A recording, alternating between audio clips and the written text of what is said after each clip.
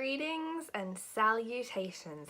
I saw Infinity War yesterday morning and I'm not okay. Right off the bat, this is gonna be filled with so many spoilers. It's gonna be all the spoilers, every single spoiler. So if you don't want to be spoiled and you want to Thanos, dementia, silence and all that, don't watch this video, or come back once you've seen Infinity War and then watch this video. Haha.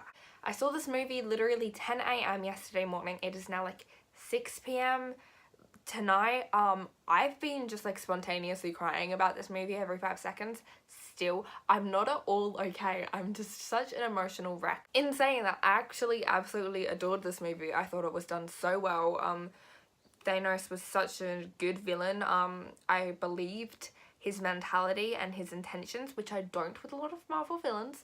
And I'm someone who, when I'm watching a film, I look at it from the aspect of an aspiring filmmaker. I look at the quality of every single part of it, look at the writing, and I analyze all the characters and their intentions, and I look at the cinematography and all of the effects, and I look at it from a critical standpoint, which isn't to say I don't enjoy the films. It's just kind of how I consume films nowadays. Whereas with this film, I realised about halfway through that I wasn't doing it at all. I was so lost in the characters and the story that I was just watching the story unfold, which isn't how I've watched movies for like years now. And I'm not sure if that's mostly because I just love all these characters and I was so excited about seeing them all together, or if it was just because it was such a fantastic movie, but I'll take it. I want to mention how much I love the fact that they now have an ongoing joke about Peter talking about really old movies, which is just from like the 80s. I cackled so much when it was like, have you ever seen this really old movie, Aliens? Like, ugh. I also want to say that I went with my friend who isn't a Marvel fan whatsoever. She watches some Marvel movies and thinks they're alright. She only really went because I dragged her with me, and because she did like Guardians of the Galaxy and Guardians of the Galaxy Volume 2, so she was like, I'll go, I like that group of characters, like I'll endure it. And she really liked it. She found it super funny. There was that one joke when Peter Quill had Peter Parker in a headlock and Tony was like, I think standing on Drax with his foot, like threateningly. I don't know how to be threatening. You know the scene. Peter's like, where's Gamora? And Tony's like, I'll do you one better. Who's Gamora? And Drax on the ground just goes, I'll do you one better. Why Gamora? Oh my god, the entire cinema just like erupted in laughter. That was another really cool thing about this. There wasn't a midnight screening for Infinity War, which I think is because it came out on Anzac Day for Australia. So we went to the first showing, and so everyone there was wearing like a Marvel merch, and just everyone was laughing at the jokes, and it was such a cool environment. Like, when I go see movies, a lot of the time I always feel disappointed because a lot of the time the jokes I feel fall flat with the audience and you don't get that laughter, and if I laugh I feel embarrassed because there's no one else laughing. But that wasn't the case at all with this. Everyone was chuckling and everyone was like laughing their asses off, and it was so cool. It was such a good experience. Here's my thing. I know that realistically, I know that everyone who faded into dust, which by the way, I'm not entirely sure why they faded into dust. I know that everyone who faded into dust isn't dead. I know that. I know they're all alive. They're all gonna come back somehow. But like, seeing Wanda and seeing T'Challa and seeing, oh my god, Bucky, seeing them like literally just fade away, like it hurt me, and I just started crying. And then there was a bit with Peter, and I don't know if you guys know, but let's just analyze something here. I really love Peter Parker. Peter Parker is my favourite fictional character of all time. Spider-Man was the first superhero I ever loved. He will always be my favourite. And Tom Holland's portrayal of Peter is my favourite ever because I feel like he captures comic book Peter so well. Seeing Tom Holland as Peter Parker, just kind of go like, hey Mr. Stark, I don't feel good, and then just literally cry and cling onto Tony and be like, I don't want to go, I don't want to go. That something inside of me physically, I felt it in my heartstrings, something broke, and I was just inconsolable. Like, I was just sobs. There was just so many tears down my face, and I couldn't stop it, and I couldn't stop it after the movie. Like, my friend turned to me and was like, what the fuck just happened? And I was just gone. I could not think, I could not breathe. I was gone. Seeing Peter like that broke me, and just thinking about the fact that he was just a 15-year-old kid and thinking about what that did to Tony. And by the way, Tony and Pepper, so Tony talking about how he wants to start having kids. Oh my god. I'm so happy that Pep is back, because there was so long where she wasn't in the MCU, and I was like, Gwyneth Paltrow has just left. She's not coming back.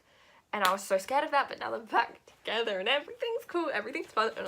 Oh my god. Also, the after credits scene. Oh, Nick and Maria, we haven't seen them since The Winter Soldier. I was so excited. I was so hyped. It's been so long since we saw them, and I like that they were still together and they were still doing shit together. I didn't think Nick was gonna let her away, but he still did. Cool. Oh my god, and then he fucking was calling Captain Marvel. I'm chill, guys. Is it chill that Marvel's in my head? Doesn't know that I'm delicate. Cause of Marvel and Infinity War. What can I just talk about? We have like a running joke in the fandom, I guess, that like the Avengers, I guess, disguises when they're in public is just like a cap and sunglasses. That's all they do, and like a hoodie.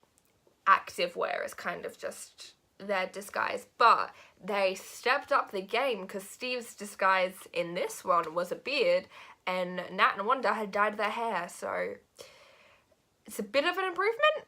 Here's a criticism. This is from a Wanda and Vision shipper.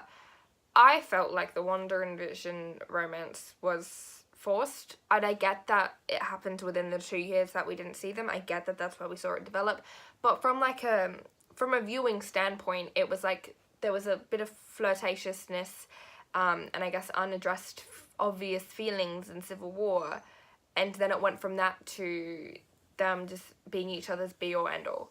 And like, I don't know, from just a viewing standpoint, I understand why it happened. It's not really criticism because I do understand the reasoning behind it. I understand why it was like that. But from the standpoint of a viewer, I felt that it was rushed. I felt that there wasn't enough like sustainment there.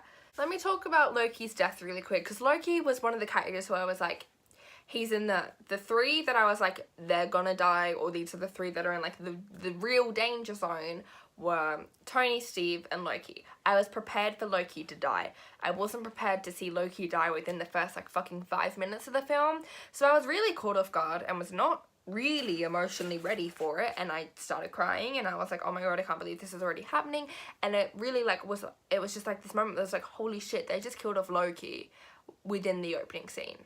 That's the stakes we're dealing with here, and that like terrified me, and I was so scared going on. And then even though I was like expecting Tony to die, seeing him get stabbed at that one point was like fucking, like I felt my entire earth shatter. I had to look away, and I was like, no, this isn't happening, because Tony started the MCU, and I just kind of realized I'm not okay, I'm not ready to say goodbye to this character, I'm not ready to say goodbye to everything he worked up, and oh my god, Pepper's back home, and oh my god, he never had kids. And the best part of the movie, hands down, was when, I don't fucking know her name because I haven't been reading many Marvel comics lately, but the fucking, you know the bitch, the fucking one that's working for Thanos, and you know the one, and she's got Wanda underneath her, and she's like, you're going to die like he is, alone. And then from behind, that's like, who says she's alone? And then everyone's there, and there's the three best, like, most powerful fucking women in the MCU, and they're kicking her ass, and I'm like, fuck yeah, this is everything I've wanted from a Marvel movie ever.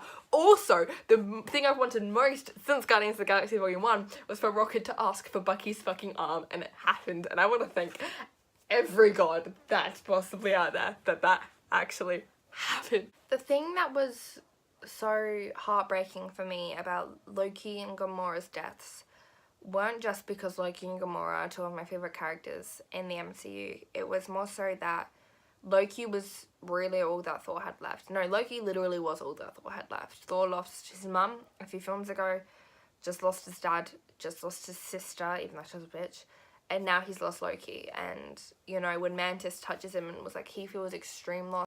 More so than me feeling empathetic towards Loki, I was more so feeling empathetic towards Thor because he lost everyone. In the same way that when Gamora was killed, I was like, this is gonna fucking shatter Peter, because she's the only, not the only family, but she's the most important person he has left. Because he still has the other Guardians, I get that. But Gamora holds that group together without a doubt, and without her, he's not only losing the woman he's in love with, but he's losing the safety of having the Guardians as a family, because I don't think they can function without her. On a happier note, the humour in this movie was not a letdown. It was like Ragnarok levels. It was so good. Marvel just does it perfectly because it blends humour in with serious tones, and so flawlessly, and to the point where it doesn't feel like there's contrasting genres, and the humour is good. It's funny. They're genuinely funny movies. But they don't have to sacrifice their emotional integrity to be funny, which is just, mwah. In the end, my conclusion to this is, if you haven't seen Infinity War, go fucking see Infinity War. I cannot tell you how good it is. I cannot tell you how much you're not emotionally ready for this. Oh my god, sorry. Taking 7 steps back, Tyrion Lannister was in this, and that was the best surprise of my entire life. Taking a few steps forward again. Please go see Infinity War. If you've seen it, join me in seeing it again. It's so amazing. Please talk to me about it in the comments. Please, I want to talk about this movie forever, and like no one has seen it yet, and I'm not gonna spoil it for people who haven't seen it. But please, oh my god, yes, just please go see it. Please talk to me about it. I love this movie so much. Please watch every Marvel movie. Yeah, please. Okay, that's all I'm gonna say. Thank you very, very much for watching. I love you very much, and I'll see you very soon. Goodbye. Mwah.